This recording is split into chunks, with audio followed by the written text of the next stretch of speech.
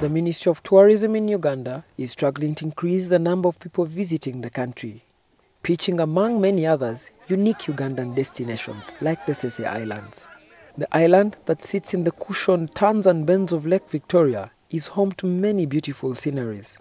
But despite the beauty it portends, the numbers flocking it are in paltry sums. So we can take an average of about, let's say, 20 to 50 people per day.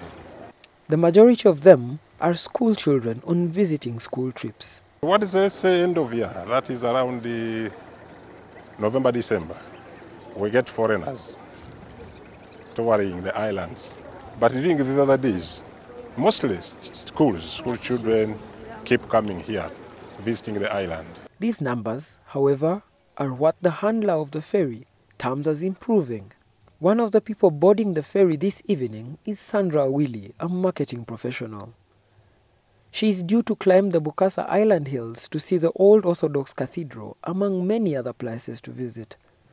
Being able to witness the amazing beauty, the awesome people, the silence from the city, the freshness. Sandra is part of a group of young people under the tag Koi Koi, traveling and documenting their stories on social media to encourage Ugandans to tour the country. We haven't seen a lot of these things for ourselves, and therefore we're going by someone else's perception or someone else. I said, look, let's go and see these things so we're able to tell our own story. And by doing that, start to develop a level of patriotism and a level of love for country where you say, you know what, I would want to spend my money here. I would like to support Ugandan brands. I would like to use my knowledge to better the country. I would like to travel here. They argue, traveling in numbers helps reduce the cost of touring of many places. Because now there you're able to make better negotiations with the hotels and, you know, get better deals on things. Uganda receives on average 100,000 tourists at Entebbe Airport each month, but the local tourism potential remains largely untapped.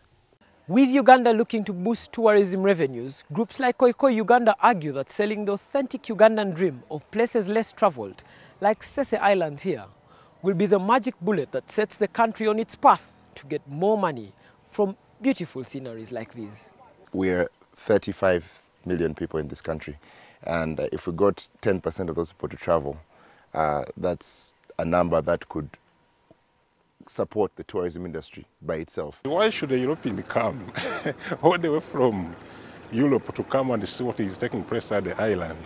And a local person in Masaka here spends 20, 30 years there in Masaka without ever crossing to the island to see what is taking place there. Sandra and her group at Koi Koi are hoping to change that narrative. And I would love to, meet more with the people living in this place, talk to them, find out how life is on an island, and then compare that with my life in the city. Because sometimes there's like a huge gap and a huge difference, which I may not know about, and I would love to know that. Raymond Mujuni, NTV.